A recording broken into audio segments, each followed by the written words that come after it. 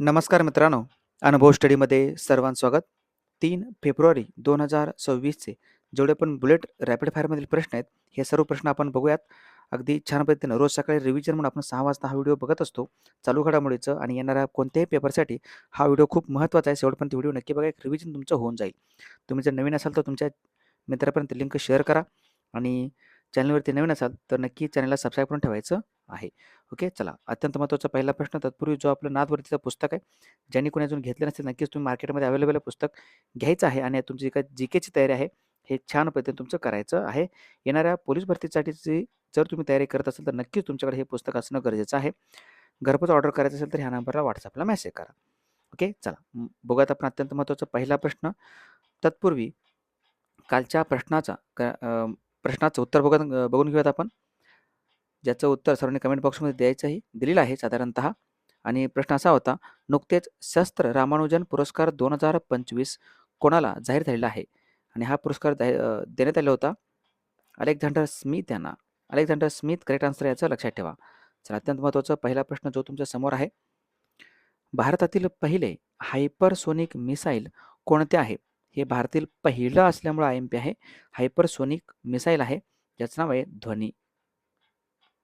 ध्वनी लक्षात ठेवा. पुढचा प्रश्न, नुकतेच कोणत्या देशात 28व्या कॉमनवेल्थ देशांच्या सभापती आणि अध्यक्षपदांच्या अधिकाऱ्यांची परिषद आहे, ती पार पडली आहे? हे झालं आपल्या भारतामध्ये. लक्षात ठेवा, भारतामध्ये IMP आहे. पुढचा प्रश्न, नुकतेच केंद्रीय मंत्री अमित शहा यांनी देशातील पहिल्या सहकारी सहकारी मल्टीफीड कॉम्प्रेस्ड बायोगॅस प्लांटचे उद्घाटन कोणत्या राज्यात करण्यात आलेलं आहे? ओके, हे करण्यात आलं कोणत्या ठिकाणी? तर हे आहे आपल्या महाराष्ट्रात. कुठं? महाराष्ट्रामध्ये. लक्षात ठेवा. पुढचा प्रश्न, नुकत्याच कोणत्या ठिकाणातील 12 टांग किंवा 12 तांग बेटावरील भारतातील एकमेव चिखलाच्या ज्वालामुखीतून उद्रेक झालेला आहे? हे आहे अंदमान निकोबारमध्ये. अंदमान निकोबार जे भारताच्या पूर्व किनारपट्टीवरती असणारं एक केंद्रशासित प्रदेश आहे. पुढचा प्रश्न, नुकत्याच आलेल्या हेनले पासपोर्ट इंडेक्स किंवा निर्देशांक 2026 मध्ये भारत जगामध्ये कितवा क्रमांक लागतो? हा आहे 80वा. सिंगापूर 1 नंबरला येतो आणि भारत हा 80व्या क्रमांकावरती आहे संपूर्ण जगात. राज्यातील शाळांमध्ये राष्ट्रीय शिक्षण धोरण जे आहे, नवीन शैक्षणिक धोरण थोडक्यात, हे नवीन शैक्षणिक धोरण 2020च्या अनुषंगाने त्रिभाषा धोरण सुनिश्चित करण्यासंदर्भात कोणाच्या अध्यक्षतेखाली समिती स्थापन करण्यात आलेली आहे? तर हे व्यक्ती आहेत नरेंद्र जाधव. डॉक्टर नरेंद्र जाधव. पुढचा प्रश्न, नुकतेच जगातील पहिले double tower solar energy plant कोणत्या देशाने स्थापन केलेलं आहे? तर हा देश आहे चीन. चीननं काय केलंय? हे डबल टॉवर जे काय आहे सोलर एनर्जी प्लांट लॉन्च केलं आहे. पुढचा प्रश्न, गँगस्टरच्या विरोधात कोणत्या राज्याने एक ऑपरेशन राबवलंय? ज्या ऑपरेशनचं नाव आहे ऑपरेशन प्रहार. हे लॉन्च केलं आहे पंजाबनं. पंजाब राज्य लक्षात ठेवा, ज्याची राजधानी चंदीगड. भगवंत मान हे तिथले मुख्यमंत्री आहेत. पुढचा प्रश्न, नुकत्याच आंतरराष्ट्रीय खेळातून निवृत्ती जाहीर केलेले सायना नेहवाल यांचा संबंध हा कोणत्या खेळाशी आहे? सायना नेहवाल हे कोणते खेळ खेळत होते? हे खेळत होते बॅडमिंटन. बॅडमिंटन लक्षात ठेवा. पुढचा प्रश्न, नुकतेच कोणत्या राज्याने बांबू उद्योग धोरण 2025 जाहीर केलं आहे? बांबू उद्योग धोरण 2025 लॉन्च केलं होतं आपल्या महाराष्ट्रानं. महाराष्ट्र. पुढचा प्रश्न, केवळ प्रवासी कामगारांसाठी भारतातील पहिली आरोग्य आणि अपघात विमा योजना कोणत्या राज्याने सुरू केलं आहे? हा राज्य आहे केरळ. केरळ राज्याने हे सुरू केलं आहे. पुढचा प्रश्न, कोणत्या राज्याने 2025 हे वर्ष शहर विकास वर्ष म्हणून जाहीर केलेलं आहे?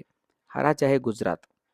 गुजरात राज्यानं राज्य साजरा करतोय 2025 हे वर्ष शहर विकास वर्ष म्हणून. त्यानंतर कर्नाटकच्या कृषी विद्यापीठाने विकसित केलेले सह्याद्री सिंधुरा ही कशाची जात आहे? एक नवीन जात विकसित केले तांदळाची. हे तांदूळ आहे, त्याचं नाव आहे सह्याद्री सिंधुरा.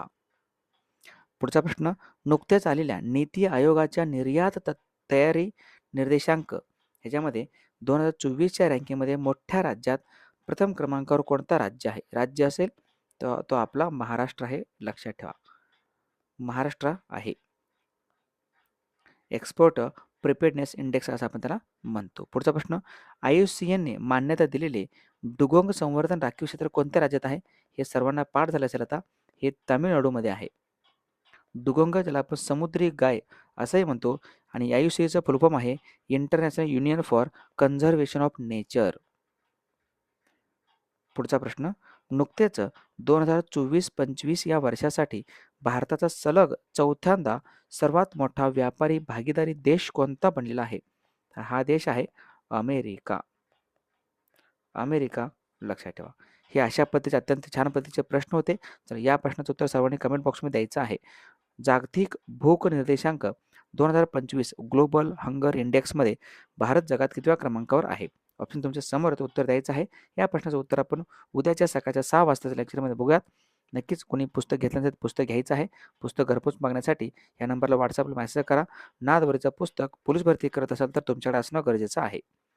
चला, इथं व्हिडिओ शेवटपर्यंत बघितल्याबद्दल धन्यवाद. लाईक करा, शेअर करा आणि नवीन असेल तर चॅनलला सबस्क्राईब करून ठेवा. थँक्यू. जय हिंद.